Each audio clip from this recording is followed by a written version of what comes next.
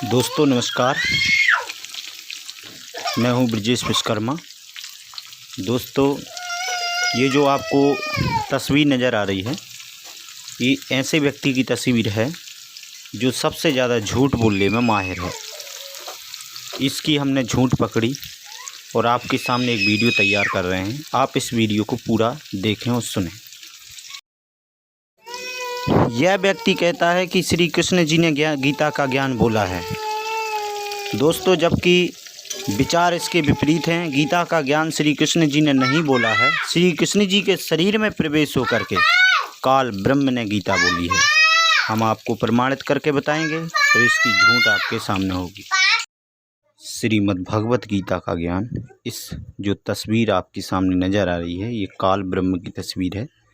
काल ब्रह्म ने ही श्री कृष्ण जी के शरीर में प्रवेश होकर के यह गीता का ज्ञान बोला है। हम आपको सिद्ध करते हैं। हमारे पूज्य गुरुदेव संत रामपाल जी महाराज जी ने हमें सत्संग में बताया है कि काल ब्रह्म ने गीता का ज्ञान बोला है। हम आपको प्रमाणित करके बताएंगे गुरु जी की दया से। ये है श्रीमद् भगवत गीता अध्याय 8 श्लोक 13। इसमें लिखा हुआ है ओम इति एकाक्षरम ब्रह्म व्यवहारण मामनुसरण सिमरन या प्रयाति तजम ध्येयम सयाति परमाम गतम। ब्रह्म कहता है कि जो पुरुष ओम इस एक अक्षर स्वरूप ब्रह्म को उच्चारण करता हुआ उसके अर्थ स्वरूप मुझ निर्गुण ब्रह्म का चिंतन करता हुआ शरीर को त्याग कर जाता है, वह परम गति को प्राप्त होता है। तो यह काल ब्रह्म कहता है कि वो ओम से मिलने वाली परम गति को प्राप्त होगा। यह 8वें अध्याय श्रीमद् भगवत गीता अध्याय 8 श्लोक 16 में अर्जुन से काल ब्रह्म कहता है, हे अर्जुन, ब्रह्मलोक पर्यंत सभी लोग पुनरावृत्ति में हैं। पुनरावृत्ति का मतलब होता है कि ब्रह्मलोक तक जितने भी हैं सब नाश में हैं, परंतु हे कुंती पुत्र, मुझको प्राप्त होकर पुनर्जन्म नहीं होता। इनने यहाँ गड़बड़ी कर दी। विद्यते अर्थ का मतलब होता है जानते, और इनने कर दिया होते।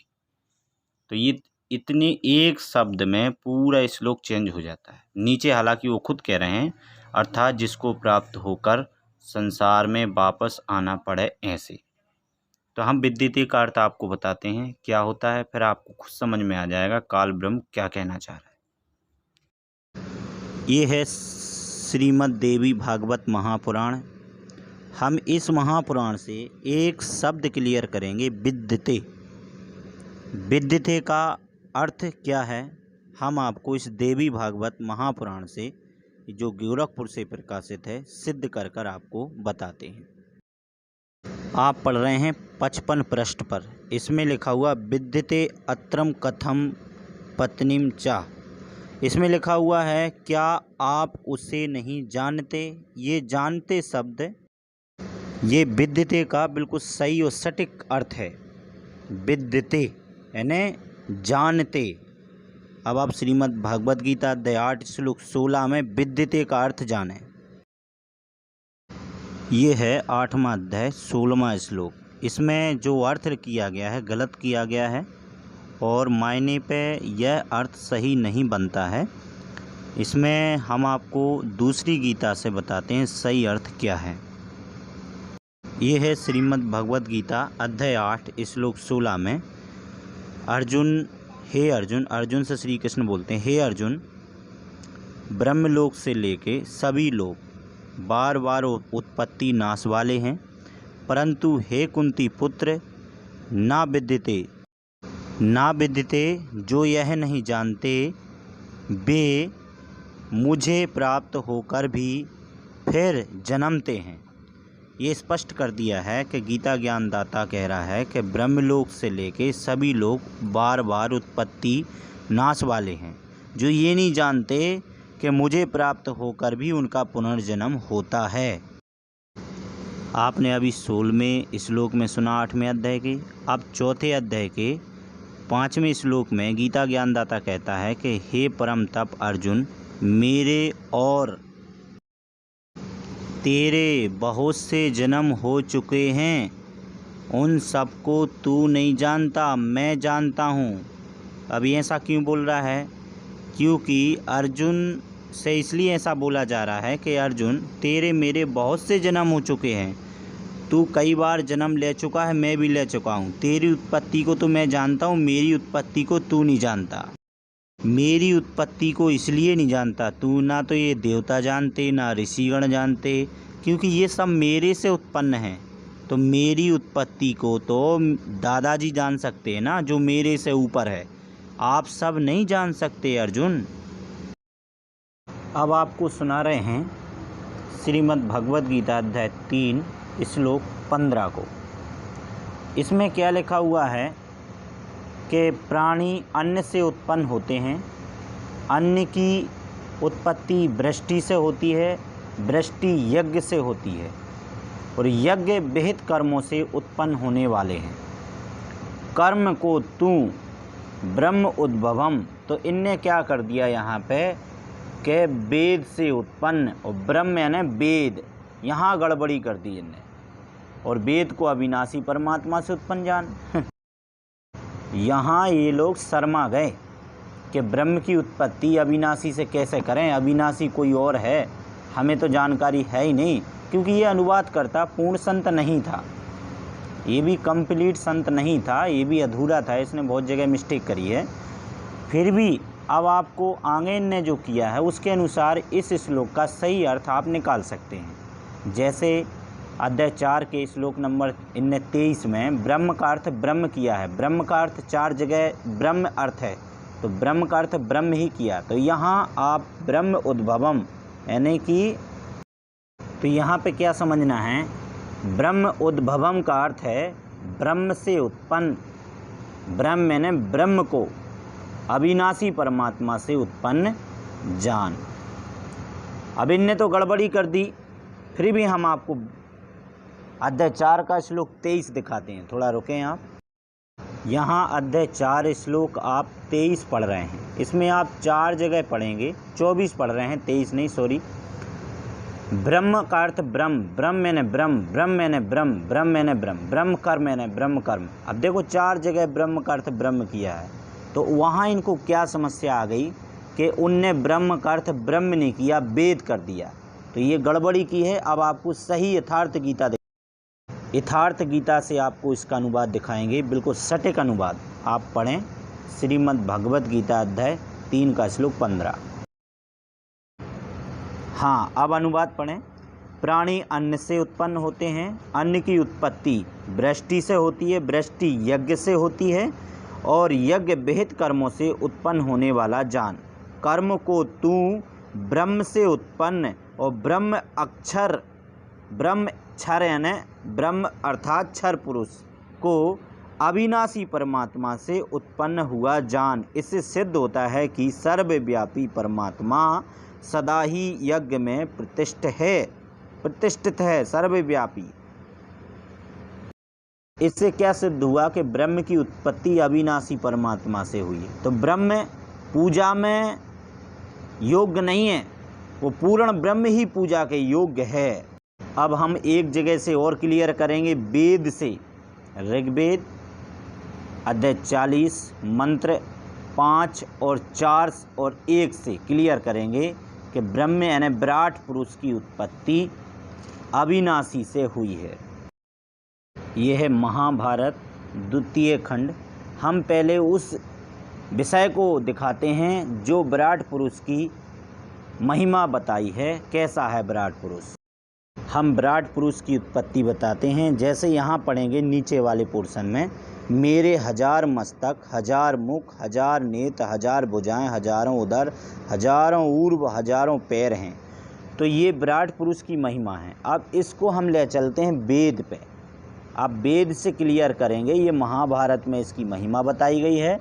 अब वेद में क्लियर हो जाएंगे 1000 मस्तक, 1000 भुजाएं, 1000 सिर किसके हैं। चलो हम आपको ऋग्वेद दिखाते हैं। ये है ऋग्वेद, ऋग्वेद मंडल नंबर 10 सूक्त 90 मंत्र 1, 2, 3, 4, 5 तक पढ़कर हम आपको सुनाते हैं। सबसे पहले पढ़ेंगे ऊपर के श्लोक में। ऊपर के श्लोक में क्या लिखा हुआ है? सहस्त्र शीर्षा पुरुषा सहस्त्र अक्षत सहस्त्र पादा सा भूमि विश्वते, यानी कि हम हिंदी लेते हैं। सहस्त्र मस्तक जिसके हैं, यानी 1000 जिसके मस्तक हैं, 1000 जिसकी आंखें हैं, 1000 पाँव हैं जिसके, ऐसा एक पुरुष ईश्वर है। वह भूमि के चारों ओर घेर कर रह रहा है तथा 10 अंगुल अल्प सृष्टि को व्यापक कर बाहर भी है। अल्प सृष्टि यानी होता है नासवान। आगे बताते हैं दूसरे श्लोक में, जो भूतकाल में हुआ था, जो वर्तमान काल में हुआ है और जो भविष्य काल में होने वाला है, वह सब यह पुरुष ही है। आगे बताते हैं तीसरे श्लोक में, इस पुरुष की इतनी विशाल महिमा है इस पुरुष की इतनी विशाल महिमा है कि इससे बड़ा एक उत्तम पुरुष है, यानी इस विराट पुरुष से भी एक उत्तम पुरुष अलग है। विराट पुरुष यानी ब्रह्म से हटकर है एक उत्तम पुरुष, जो सब भूत मात्र जो इस जगत में है वह सब उसके एक चरण पद हैं। इसके 3 चरण दिव्य लोक में अमृत स्वरूप हैं। चौथे में तो स्पष्ट, 5वें में क्लियर कर दिया कि उस परमात्मा से विराट पुरुष उत्पन्न हुआ है। विराट पुरुष के ऊपर एक अधिष्ठता पुरुष हुआ है, वह उत्पन्न होने पर व्यक्त होने लगा। अब इससे क्या सिद्ध हो गया? ये 5वें श्लोक में आप पढ़ रहे हैं श्री ऋग्वेद मंडल नंबर 10 सूक्त 90 के मंत्र नंबर 5 में, के इससे ऊपर विराट पुरुष के ऊपर एक अधिष्ठा पुरुष है जिससे विराट पुरुष उत्पन्न हुआ है। गीता अध्याय 3 के, पवित्र गीता अध्याय 3 के श्लोक नंबर 15 में भी यही बात कही है कि मेरी उत्पत्ति अविनाशी परमात्मा से हुई है। तो देवेंद्र शर्मा की यह बात तो झूठी हो चुकी है कि विराट पुरुष अविनाशी परमात्मा नहीं है। इसको काल ब्रह्म भी कहते हैं। उस काल ब्रह्म का मंत्र ओमकार है, ओम एक अक्षर। दोस्तों अब आपको हम सिद्ध करेंगे श्रीमद् भगवद गीता अध्याय 11 श्लोक 32 में। ये खुद कहता है कि अर्जुन मैं काल हूँ, अब प्रकट हुआ हूँ। तो इससे सिद्ध होता है गीता ज्ञानदाता काल है। अब आपको बताते हैं कि गीता ज्ञानदाता काल है, ना कि श्री कृष्ण जी। आप 11वें अध्याय के श्लोक 32 को पढ़ रहे हैं कि लोकों का नाश करने के लिए बड़ा हुआ काल हूँ। यहाँ महाकाल लिख दिया इनने अपने मन से, नहीं काल शब्द है। इस समय इन लोगों को नष्ट करने के लिए मैं प्रकट हुआ हूँ। जो प्रतिपत्ति सेनाओं में है योद्धा लोग, सबको मैं मार दूंगा। इसका कहने का मतलब आगे श्लोक में यही है। आगे अर्जुन कहता है 11 के श्लोक 27 में, वे सभी धृतराज के पुत्र राजाओं के समूह सहित आपके मुंह में प्रवेश कर रहे हैं। भीष्म, पितामह, द्रोणाचार्य तथा वह सब कर्ण, हमारे पक्ष के भी प्रधान योद्धा सहित सब के सब आपके दाढ़ों में कारण विकराल भयानक मुखों में बड़े वेग से दौड़ते हुए प्रवेश कर रहे हैं और कई चूर्ण हो रहे हैं। आगे सुने 11वें अध्याय के 30वें श्लोक में क्या कह रहा है? संपूर्ण लोगों को प्रज्वलित मुखों द्वारा ग्रास करते हुए सब ओर से बार बार चाट रहे हैं। हे विष्णु, क्योंकि अर्जुन तो इसे विष्णु समझ रहा था, ये विष्णु है नहीं, ये काल था। अर्जुन थोड़ी समझ सकता है ये कौन था। आपका उग्र प्रकाश संपूर्ण जगत को तेज के द्वारा परिपूर्ण करके तपा रहा है। अब ये कह रहा है कि आप सबको ग्रास रहे हैं प्रभु। तो अब ये ग्रास कौन रहा है? काल ब्रह्म ग्रास रहा है। दोस्तों श्री कृष्ण जी काल नहीं थे, श्री कृष्ण जी श्री विष्णु अवतार थे। आपको आगे भी सिद्ध करेंगे। यह योग वशिष्ठ है। हम आपको बताएंगे कि काल ब्रह्म ब्रह्मा विष्णु महेश को भी ग्रास लेता है। इसमें पढ़ेंगे, आपको सुनाते। यह योग वशिष्ठ है और निर्माण प्रकरण है 263। इसमें आप पढ़ेंगे, जैसे नदियां समुद्र नाम मात्र मित्र हैं, भिन्न हैं, वास्तव में जली हैं, वैसे ही केवल चिदा आकाश में विश्व नाम मात्र को है। जितने आकार दिखते हैं उनको काल खा जाता है। जैसे नदियों को भक्षण करके समुद्र नहीं अगाता, वैसे ही पदार्थ समूह को काल भक्षण करके नहीं अगाता। हे राजन, ऐसे पदार्थों में क्या अभिलाषा करनी है। और कई आगे पढ़ें। इसमें श्री वशिष्ठ जी कहते हैं श्री राम जी से कि कोटि प्राणियों की सृष्टि उत्पन्न होती है और उन सबको काल खा जाता है। कोई पदार्थ काल से मुक्त नहीं है। अब आपको समझ में आ गया, काल सबको खाता है। श्री वशिष्ठ जी बोले, हे राम, हमारे पूजने योग्य हो यही नीति की इच्छा है, और तप के बल से तुम क्षोभ मत करो। तुम्हारे साप से, ये काल ब्रह्म की बड़ी भाषा बता रहे हैं ये, कि तब ये ऋषि से चर्चा चल रही है काल ब्रह्म की, कि तप के बल से आप क्षोभ मत हो। तुम्हारे साप से मैं भस्म भी नहीं होता। प्रलय काल की अग्नि भी मुझको भस्म नहीं कर सकती, तो तुम्हारे श्राप से मैं कब भस्म हो सकता हूँ। मुनीश्वर, हे मुनीश्वर, मैं तो अनेक ब्रह्मांड भक्षण कर गया हूँ और कई कोटि ब्रह्मा विष्णु महेश रुद्र मैंने ग्रास लिए। तुम्हारा श्राप मुझको क्या कर। इससे सिद्ध होता है कई करोड़ ब्रह्मा विष्णु महेश जन्म लेके मर चुके हैं और काल उनको खा गया है। ये जितने भी पंडित हैं सब झूठ बोलते हैं कि ऐसा कुछ नहीं हो। सच्चाई ये है जो आपको दिखाई। इससे क्या सिद्ध हो गया कि ब्रह्मा विष्णु महेश के जन्म मरण होता है और काल उनको खा जाता है। तो आगे हम आपको दोस्तों ये भी सिद्ध करेंगे कि ब्रह्मा विष्णु महेश ये सब नष्ट हो जाते हैं क्योंकि काल खा जाता है तो नष्ट ही हो जाते हैं। अब श्री कृष्ण जी किसका अवतार हैं? विष्णु जी का अवतार हैं। हम आपको श्रीमद् देवी भागवत से क्लियर करते हैं कि श्री विष्णु जी ही श्री कृष्ण हैं, श्री विष्णु जी श्री राम हैं।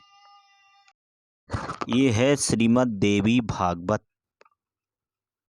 महापुराण, गीता प्रेस गोरखपुर से प्रकाशित है, प्रथम खंड। आप पढ़ रहे हैं श्रीमद् देवी भागवत महापुराण 490 पृष्ठ। इसमें आप पढ़ेंगे ऊपर जो अंडरलाइन कर रखा पेन से, इसमें क्या लिखा है? इस प्रकार राम अवतार में भगवान विष्णु बोले, राम अवतार में मैं परतंत्र होकर नितंत्र दुख पाता रहा, तब भला दूसरा कौन स्वतंत्र हो सकता है। तत्पश्चात काल के वशीभूत होकर मुझे अपने भाइयों के साथ स्वर्ग जाना पड़ा, अतः कोई भी विद्वान पराधीन व्यक्ति की क्या बात कर सकता है। आगे इसमें बोला है, व्यास जी बोले, हे राजन, ऐसा कहने के उपरांत भगवान विष्णु ने ब्रह्मा जी से फिर कहा कि जिन भगवती की माया से मोहित रहने के कारण सभी लोग परम तत्व को नहीं जान पाते, उन्हीं की माया से आच्छादित रहने के कारण हम लोग भी जगत गुरु शांत स्वरूप सच्चिदानंद तथा अविनाशी परम पुरुष का स्मरण नहीं कर पाते। ये भगवान विष्णु के वचन है, किसी व्यक्ति विशेष के नहीं है कि विष्णु जी कह रहे हम परम पुरुष का स्मरण नहीं कर पाते माया के मोहित होने के कारण। फिर विष्णु जी बोले, हे ब्राह्मण, मैं विष्णु हूँ, मैं ब्रह्मा हूँ, मैं शिव हूँ। इसी अभिमान से मोहित हम लोग उस सनातन परम तत्व को नहीं जान पाते। इससे क्या सिद्ध हो जाता है कि भगवान विष्णु जी और ब्रह्मा जी और शंकर जी काल के पुत्र हैं। जे काल के पुत्र होने के बाद भी इस काल ब्रह्म को यानी अपने पिता को नहीं पहचानते। ये तो परम तत्व को भी नहीं जानते, अविनाशी परमात्मा को। आप पढ़ रहे हैं श्रीमद् देवी भागवत चतुर्थ स्कंद 405 पृष्ठ। इसमें लिखा हुआ, श्री कृष्ण भगवान विष्णु के अंश से उत्पन्न हुए थे और उन्होंने पृथ्वी का भार उतारा था। तो आपको कितना क्लियर हो गया कि श्री विष्णु ही श्री कृष्ण अवतार हैं। अब आगे पढ़ेंगे, जैसे ये है योग वशिष्ठ। अब फिर आ जाते हैं योग वशिष्ठ पे। इसमें श्री राम जी के गुरु श्री राम जी से कहते हैं, क्या बोलते हैं? कोटि कोटि प्राणियों की सृष्टि उत्पन्न होती है और उसे काल खा जाता है। कोई पदार्थ काल से मुक्त नहीं होता। जैसे समुद्र में तरंग और बुलबुले उपजते हैं और नष्ट हो जाते हैं, इससे तू काल से अतीत पद की भावना कर, यानी काल से भी ऊपर वाले पद की, जिससे काल को भी भक्षण कर सके। श्री राम के गुरु श्री राम जी से कह रहे हैं कि हे राम, तू काल ऊपर के पद की जिससे तू काल को भी भक्षण कर सके, यानी काल से ऊपर उठ जाएगा और काल को छोड़कर आगे चला जाएगा। ऐसे पद की तू आशा रख, भावना प्रकट कर। क्या सिद्ध होता है कि काल से ऊपर कोई शक्ति है। अब आपको श्रीमद् भगवत गीता अध्याय 18 श्लोक 62 सुना रहे हैं। इसमें पूज्य गुरुदेव संत रामपाल जी हमारे बताते हैं कि गीता ज्ञान दाता अपने से अन्य परमेश्वर की शरण में जाने को अर्जुन से कहता है। जैसे पढ़ें आप, हे भारत, सब प्रकार से उस परमेश्वर की शरण में जा, उस परमात्मा की कृपा से तू परम शांति सनातन परम धाम को प्राप्त होगा। तो काल से भी हटकर कोई परमेश्वर है जिसके विषय में गीता ज्ञानदाता कहता है कि मेरे से भी सुप्रीम पावर उस परमेश्वर की शरण में चला जा अर्जुन, अगर मोक्ष चाहता है। गीता अध्याय 4 के श्लोक 34 में कहा, तत्वदर्शी संत की प्राप्ति के पश्चात उस परम पद की खोज कर जहां जाने के बाद फिर संसार में नहीं आना। गीता अध्याय 15 के श्लोक नंबर 4 में कहता, मैं भी उसकी शरण में हूं। गीता ज्ञानदाता कहता है कि मैं भी उसकी पूजा करता हूँ। गीता अध्याय 18 के श्लोक नंबर 64 में कहता है कि मेरा वो पूज्य देव है। इससे सिद्ध होता है कि काल शक्ति जो है पूर्ण ब्रह्म से डरती है, उसकी पूजा करती है, उसका भक्त है। काल ब्रह्म उस अविनाश कबीर देव जी का भक्त है, सत्सय। अब आपको हम कबीर परमेश्वर जिन जिन संतों को मिले उनने कबीर परमेश्वर के बारे में जो ठोक के महिमा गाई है, उनमें से एक हैं दादू जी। उनकी वाणी सुनाते। आदरणीय दादू जी कहते हैं कबीर परमेश्वर के बारे में, जिन मोह को निज नाम दिया सोई सतगुरु हमार, दादू दूसरा कोई नहीं कबीर सिरजनहार। यानी सिरजनहार है सारी सृष्टि के मालिक। दादू नाम कबीर की जे कोई लेवे ओट, उनको कबू लागे नहीं काल वज्र की चोट। आगे दादू नाम कबीर का सुनकर कापे काल, और नाम भरोसे जो नर चले सो होवे न बांका। जो शरण कबीर के तर गए अनंत अपार, दादू गुण कीता कहें कहत न आवे पार। कबीर करता आप हैं दूजा ना कोई, दादू पूर्ण जगत को भक्ति दृढ़ावत सोई। ठेका पूरा होए जब सब कोई तजे शरीर, दादू काल गंजे नहीं जपे जो नाम कबीर। आदमी की आयु घटे तब यम घेरे आए, सुमरण किया कबीर का दादू लिया बचाए। मेट दिया अपराध सब आए मिले छिन माही, दादू संग ले चले कबीर चरण की छाही। सेवक देव ने चरण का दादू अपना जान, भृंगी सत्य कबीर ने कीना आप समान। कहते हैं दादू अंतर्गत सदा छिन छिन सुमरन ध्यान, बारू नाम कबीर पर पल पल मेरा प्राण। कहते हैं दादू जी, सुन सुन साकी कबीर की काल न भावे मात। सबसे ऊंचा पद है कबीर परमेश्वर का, जो काल ब्रह्म से भी ऊपर का है। धन धन तीनों लोक में दादू जोड़े हाथ।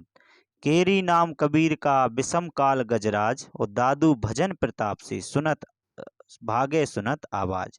पल एक नाम कबीर का दादू मन चित लाए, हाथी के असवार को स्वान काल नहीं खाए। इससे सिद्ध होता है कि कबीर परमेश्वर जो है अतीत पद उत्तम पुरुष हैं।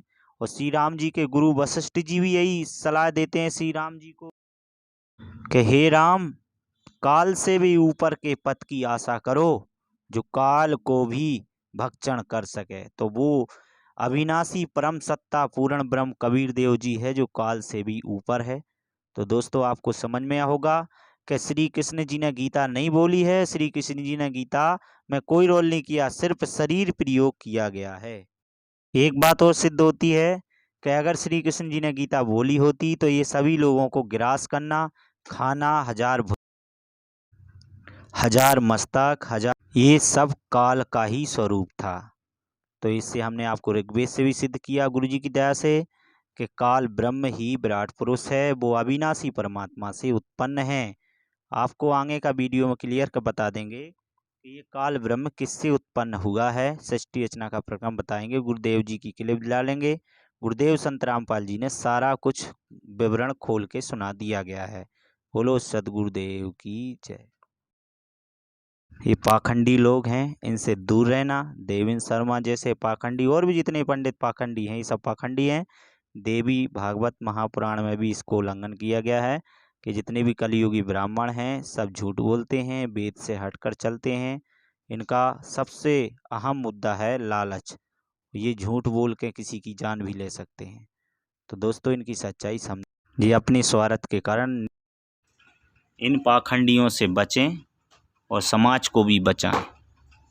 ठीक है, ये मानव मात्र के लिए अभी श्राप हैं पाखंडी देवेंद्र शर्मा।